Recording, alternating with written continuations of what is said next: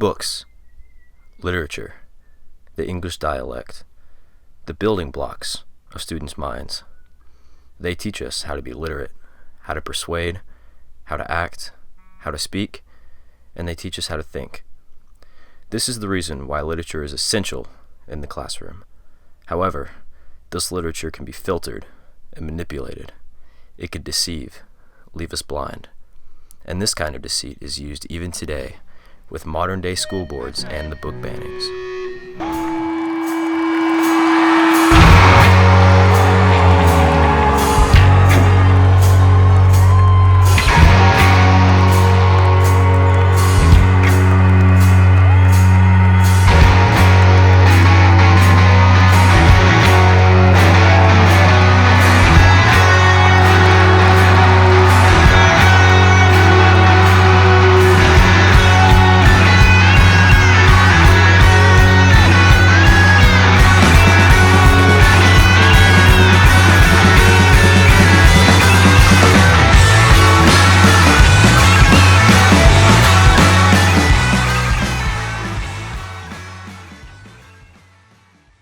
Why do we ban books? Well, that's a tough question to answer. So we decided to ask the Texas State Board of Education.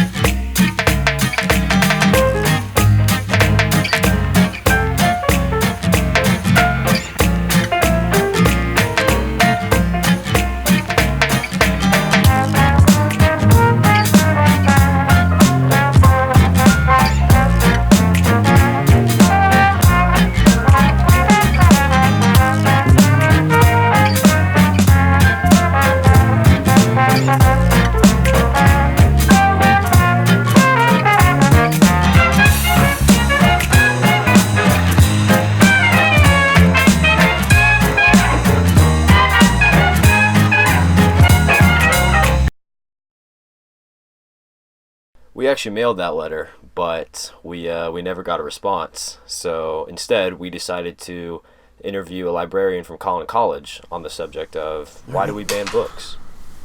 Hi. Hi there. So can you tell us, why do we ban books? Why do we ban books? Okay, well, first of all, and pretty much any librarian that you speak to is going to not agree with the banning of books.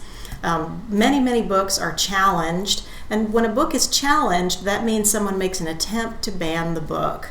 Many fewer books are actually banned from the library shelves. Most books are challenged instead of being banned, and the reasons for them go on and on. There's a lot of different reasons why people want to challenge or ban books. So I have some examples with me here today. Some of your favorite books: Harry Potter and the Sorcerer's Stone. This one is Harry Potter and the Chamber of Secrets.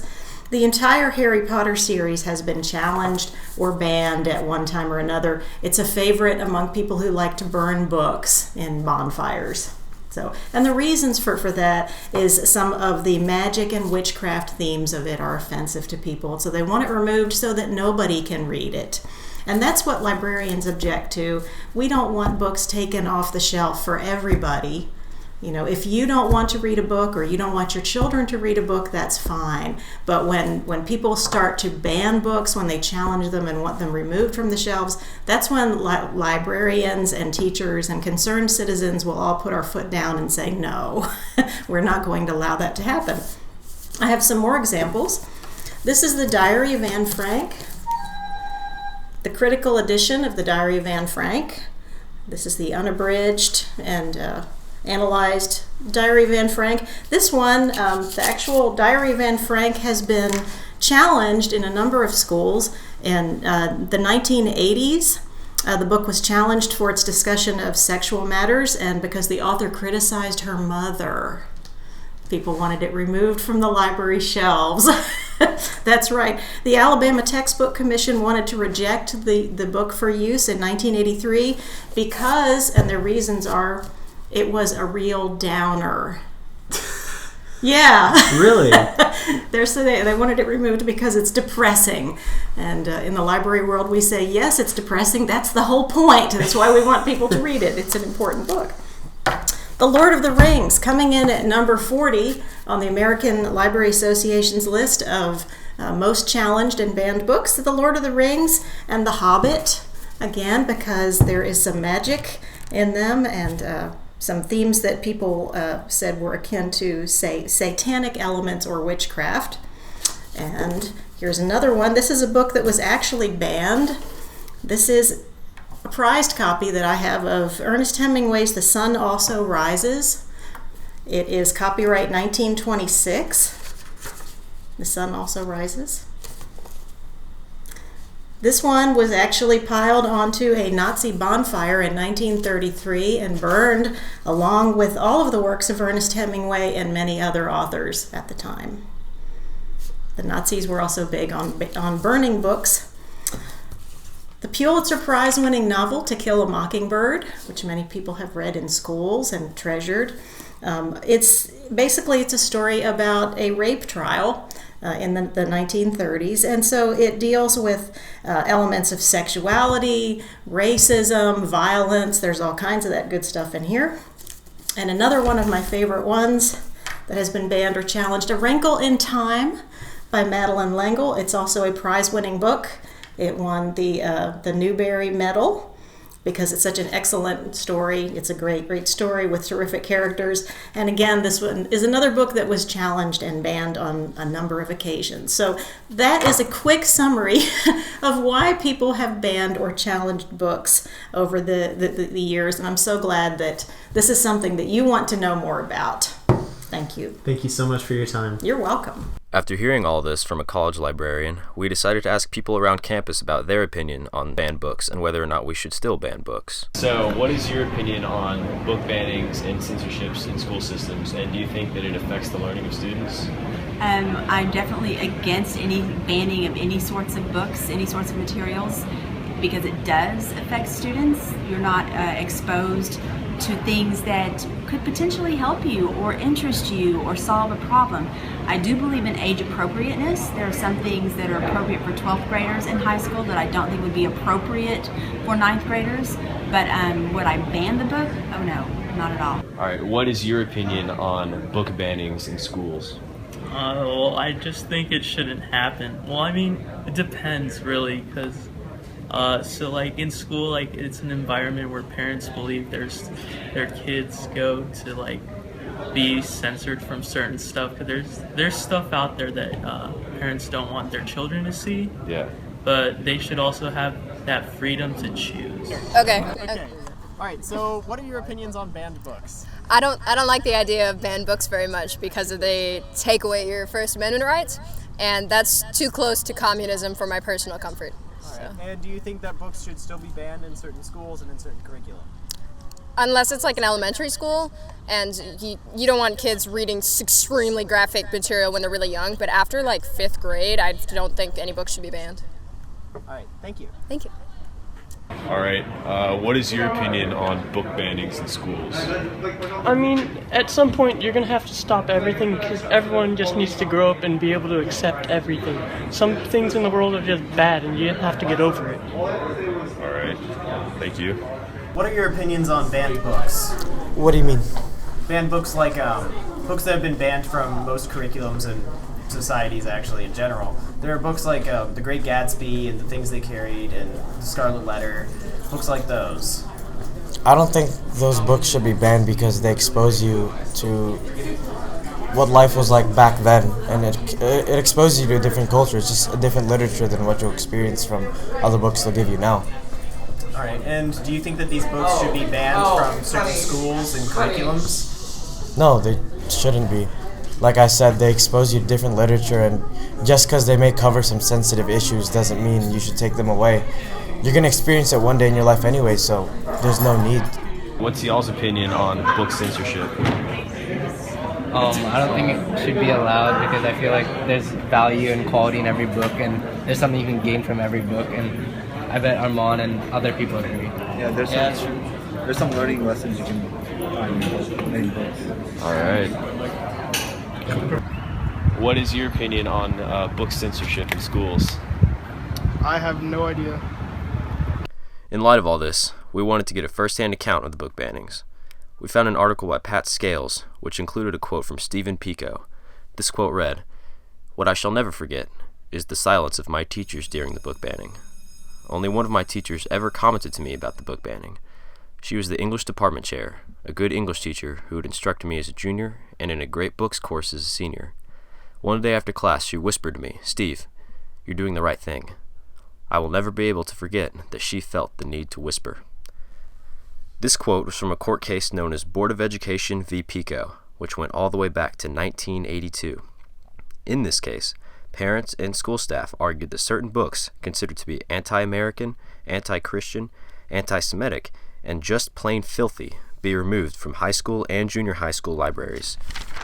The case was eventually decided in 1988. That's 6 years. Kids went through all 4 years of high school and 2 years of college before the decision was reached. That's crazy. Want to hear something crazier? It didn't stop there. The Texas State Board of Education is currently pushing for the exclusion of many controversial events that are a part of American history, such as the Ku Klux Klan, White power! White power!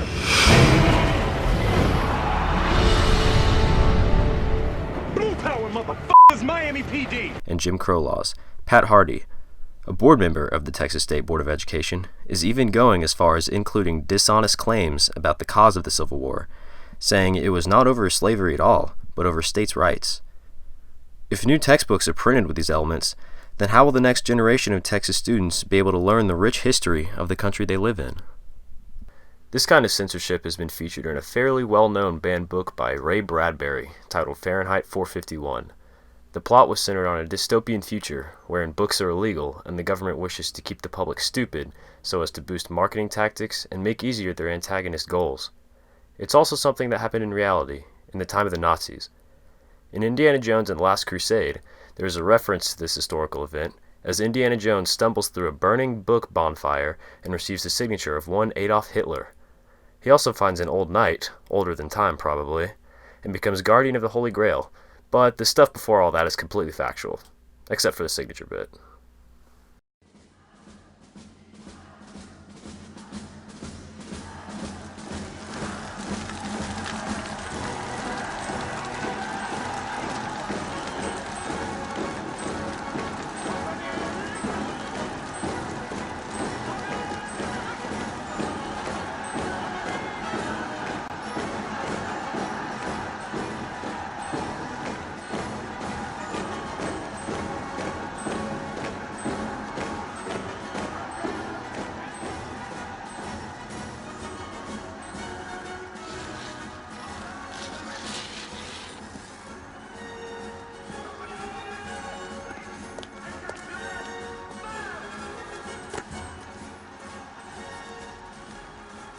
Boy, we're pilgrims in an unholy land.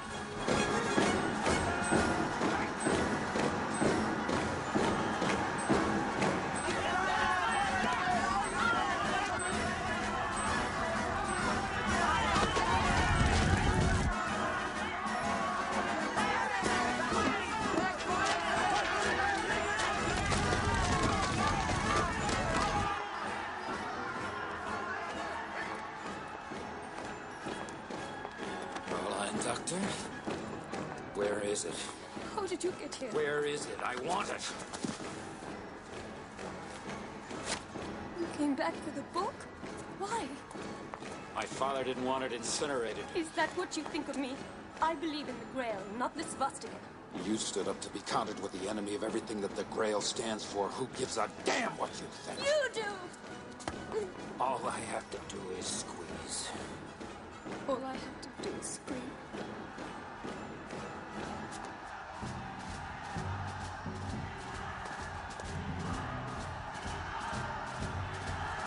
Got it. Let's get the hell out of here.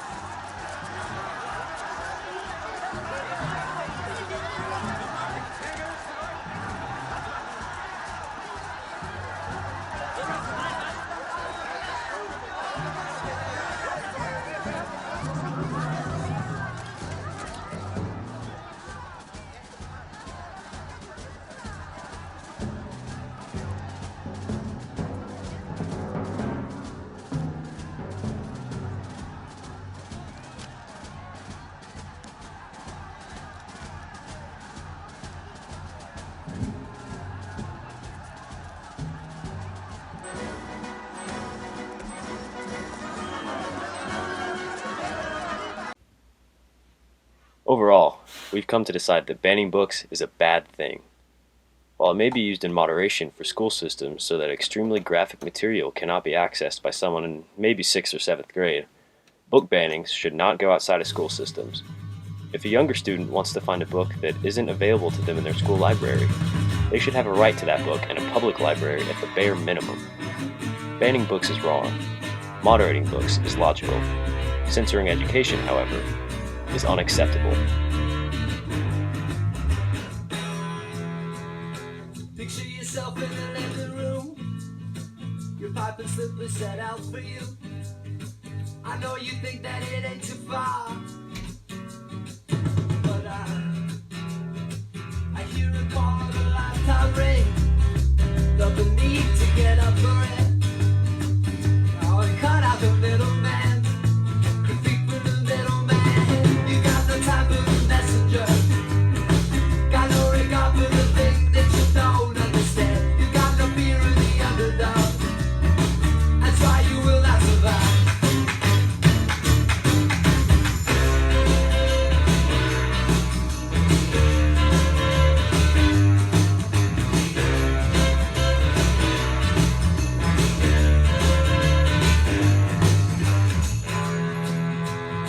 I wanna forget half the picture fits, but can I get out from under it? Till I got it out of me. Oh.